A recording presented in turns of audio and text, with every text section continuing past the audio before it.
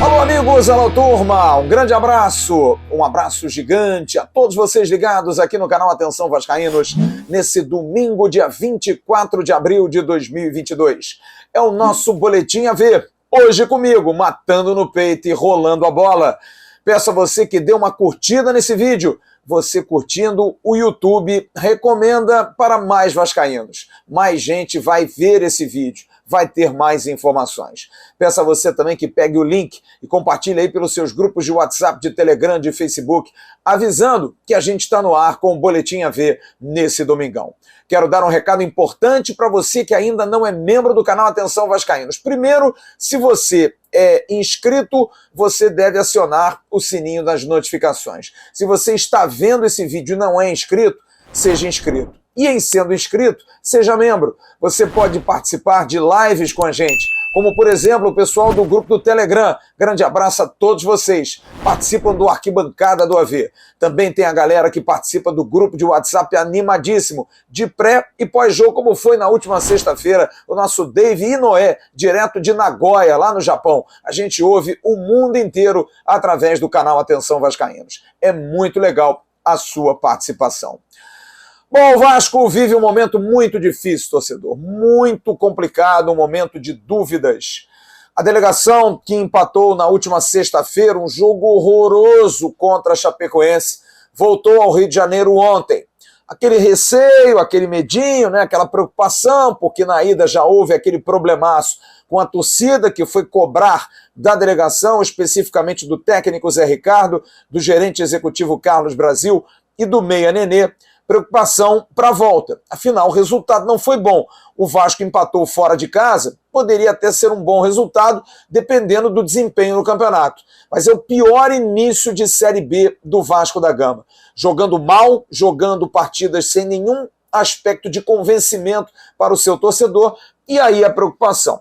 Zé Ricardo mantido, sim, o técnico do Vasco, apesar de um trabalho ruim, de um trabalho em que todos os torcedores e analistas do futebol têm a consciência de que não é bom, o time do Vasco não apresenta absolutamente nenhuma evolução nas mãos do seu treinador, mas a direção do Vasco, que tem tomado, principalmente o presidente, muita pressão. O presidente toma pressão dos seus vice-presidentes e também de conselheiros por modificação, mas o presidente acredita no planejamento, assim como o Carlos Brasil também acredita no planejamento, na continuidade do trabalho, acreditando que as mudanças poderão vir a acontecer. Na quarta-feira o Vasco pega a Ponte Preta e olha, vai ter reforço de segurança sim, porque há uma preocupação por conta do clima, que é um clima pesado. Já se pede policiamento normal, já se pede também segurança particular, o Vasco tem o seu time de seguranças, mas é claro que todo cuidado é pouco. Aliás, por falar em segurança, eu obtive a informação de que o departamento de futebol do Vasco admitiu que houve erro, sim, de planejamento adequado para a viagem em Chapecó.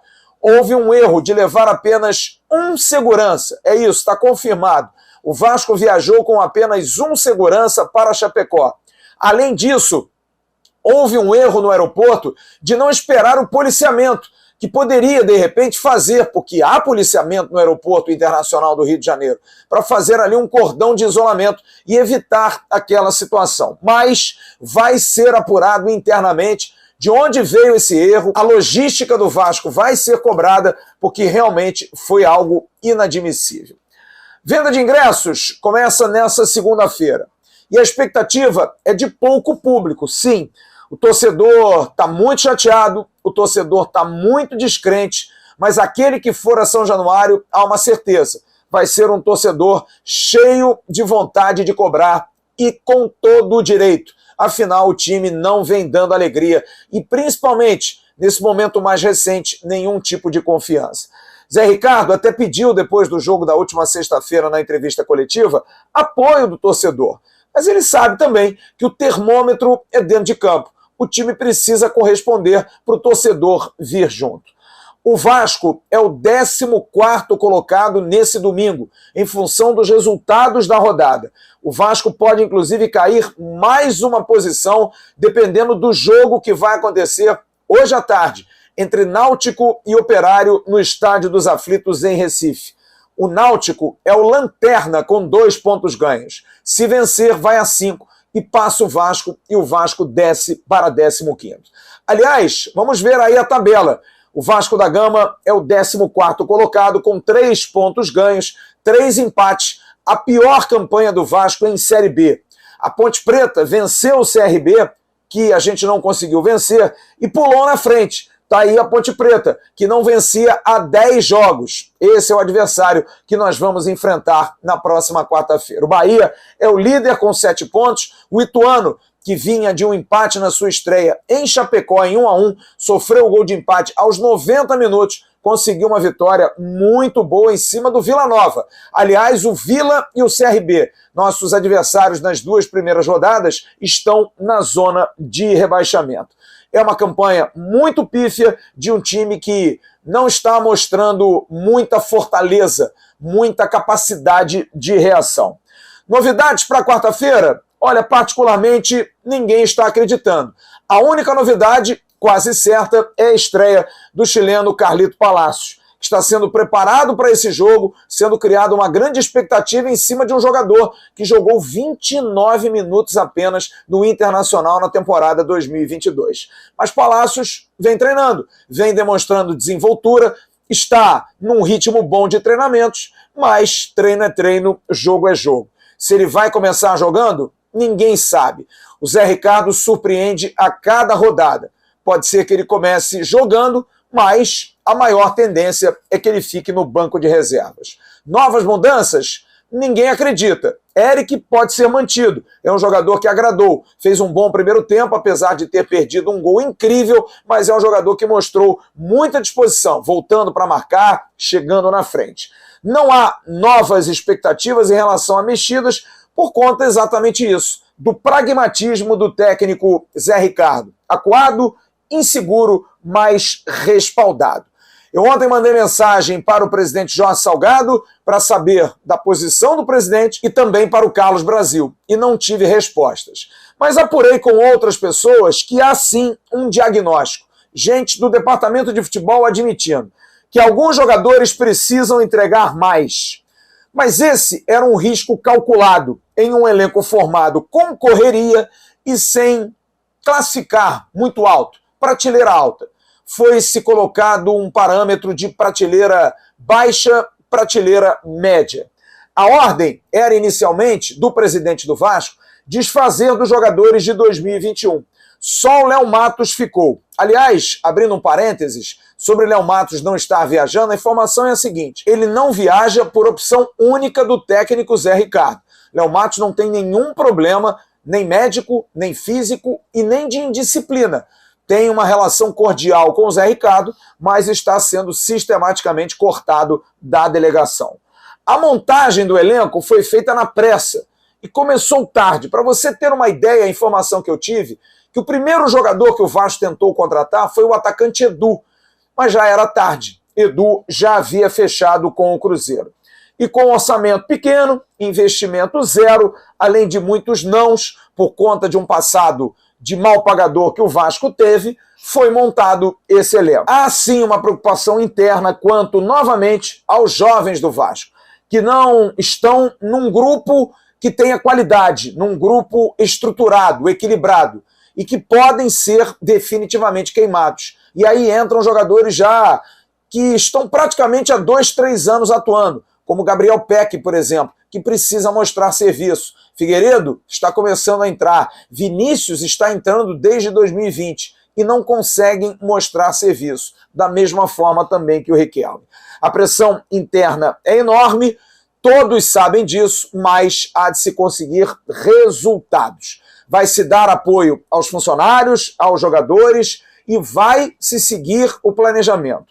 Sobre 2 jogadores, eu fiz uma pergunta a uma pessoa do departamento de futebol, Isaac e Luiz Henrique. Ninguém vai queimar jogador, gente. E é claro, eu não posso citar as pessoas com as quais eu conversei. Mas se sabe que são jogadores, por exemplo, como esses, foram apostas com salários mais baixos, mas que tem que mostrar mais serviço. Sim, tem que mostrar mais serviço. Até porque há uma tendência enorme no meio do ano de que o Vasco tenha a SAF, que tenha a 777 como sua parceira e tendo 70% do domínio do futebol. E que esse tipo de jogador, se não der resultado, tchau, não vai ficar. Então essa pressão existe e existe muita. Uma semana muito decisiva, porque além do jogo de quarta-feira contra a Ponte Preta, é uma semana de balanço, sim. O balanço vai ser divulgado, o financeiro do Vasco vai apresentar as justificativas para o uso dos 70 milhões, serão várias e várias explicações, notas e mais notas a respeito desse uso dos 70 milhões. Então é uma semana que, além do jogo, tem o balanço que vai movimentar a parte interna, e sábado tem a AGE, a Assembleia Geral Extraordinária, onde os sócios vão referendar a SAF dentro do Estatuto do Clube, que vai ser outra situação também de muita discussão. A oposição já está se movimentando para, quem sabe, até judicializar, fazendo cobranças em relação à lista. O presidente da AG, Otto Carvalho, dizendo que não há nenhuma preocupação em relação a isso. Enfim, é esse o clima do Vasco. É exatamente assim que o Vasco vive. E por isso talvez não se consiga ter tranquilidade para se jogar futebol. Então, nesse clima, o Vasco joga quarta-feira. Um time à beira de um ataque de nervos, um treinador inseguro, um treinador que vai ter uma novidade de um jogador de 21 anos que vai ter que dar resultado e pode entrar nesse triturador. Um treinador que não sabe que time poder colocar em campo para dar algum tipo de resultado, mas um departamento de futebol respaldado pela figura do presidente, que acredita que o planejamento, a continuidade, diferente do que aconteceu ano passado, quando ele demitiu o Marcelo Cabo, demitiu o Lisca e foi com o Fernando Diniz até o final do ano, não deu certo. Agora, a ideia realmente é somente, se Zé Ricardo pedir demissão, é mantê-lo, é continuar o trabalho para que o Vasco possa ter, em breve, muitas mudanças. Quem viver, verá. A gente volta já já, com detalhes finais, depois do recadinho da Altima Proteção Inteligente. Alô, turma, tudo bem? Tô passando aqui com a chave do meu carro porque eu queria dar um recado para você que tem carro ou motocicleta. Você tem andado desprotegido sem seguro porque não teve grana para renovar ou fazer um seguro novo? Calma, normal, tá acontecendo. Mas agora eu tenho uma solução. Procure a Altima Proteção Inteligente, uma associação com 5 anos de experiência. E exatamente por isso, eles podem fazer preços 50% mais baratos do que as seguradoras normais. Olha, eles dão proteção contra roubo, contra furto, perda total, indenizam até 100% a tabela FIP, incluindo motoristas de aplicativos. Proteção, terceiros, para-brisa, reboque de até 600 km e muito mais. Preços: R$ 129,90 a mensalidade para a proteção do seu carro, R$ 99,90 proteção para a sua motocicleta. Veja o site altimaproteção.org. Altima, a sua necessidade é a nossa realidade. E para concluir esse boletim AV desse domingo, dia 24 de abril, algumas informações, resultado da base: o Vasco venceu no Sub-20 o Resende por 5-1. Semana que vem tem clássico contra o Flamengo pela liderança. O time do técnico Igor Guerra jogando uma bola redondinha. Vai apitar o jogo de quarta-feira, Vasco da Gama e Ponte Preta. Esse cara aí, ó, Rodolfo Toschi Marques. É um árbitro que tem disciplina, duro, é um bom árbitro. E no VAR, Daniel Nobre Bins. Daniel Nobre Bins é um VAR muito complicado. Olha, esse cara aí é de histórias e muitas histórias. O time volta a treinar nessa segunda-feira no CT Moacir Barbosa. Há um jogador pendurado, jogador com 2 cartões amarelos, que é o volante Zé Gabriel. E se for valer retrospecto, pelo menos é para aquecer o coração. O Vasco, ano passado, mesmo não subindo, jogou contra a Ponte Preta 2 vezes. Ganhou a Ponte Preta em São Januário por 2-0 no retorno, gols de André e Caio Lopes, e empatou com a Ponte Preta no início da competição em 1-1 em Campinas, gol do argentino Germancano. E na quinta-feira, o evento de Roberto Dinamite da Estátua vai ser talvez o momento mais calmo dessa semana tão conturbada, tão cheia de emoções que o torcedor do Vasco vai ter. Jogo quarta-feira, pressão, Caldeirão pressionado, balanço, explicação dos 70 milhões e a AGE no sábado. quinta-feira, pelo menos, um momento mais light, de homenagem ao maior ídolo da história do Vasco. Vários artistas convidados, muitos shows, também teremos presença de ex-atletas, amigos de Roberto Dinamite, adversários de Roberto Dinamite. Zico e Júnior devem estar presentes, jogadores que fizeram história com o Vasco, junto com Roberto Dinamite, também confirmados. Enfim, uma grande festa a partir das 7 da noite. Tomara que os fluidos de Roberto Dinamite possam permear nessa semana que prometem fortes emoções. É isso, turma. Curta as nossas redes sociais no @avascaínos, Facebook, Instagram e Twitter. Daqui a pouco a gente vai ter uma matéria especial. Jéssica Dias e Emerson Rocha vão falar do futebol feminino do Vasco da Gama. Do Vasco que vence, do Vasco que dá alegrias na base e no futebol feminino. E aqui a gente abre portas sempre para esse tipo de bate-papo. Amanhã de manhã tem um Bom Dia Gigante com Emerson Rocha. Eu estarei no Ave Mais. Aliás, estive hoje bem cedo no Ave Mais, curte lá. Eu fiz uma coluna sobre Carlito Palácio, a responsabilidade em cima do chileno, mas amanhã de manhã eu volto no Acorda Vascaíno no canal Ave Mais. Às 10 da manhã tem um Bom Dia Gigante com o Emerson Rocha e a partir de 7h30 da noite a gente estará com a nossa tradicional live de segunda-feira. Grande abraço, um bom domingo para todos. Tchau, turma.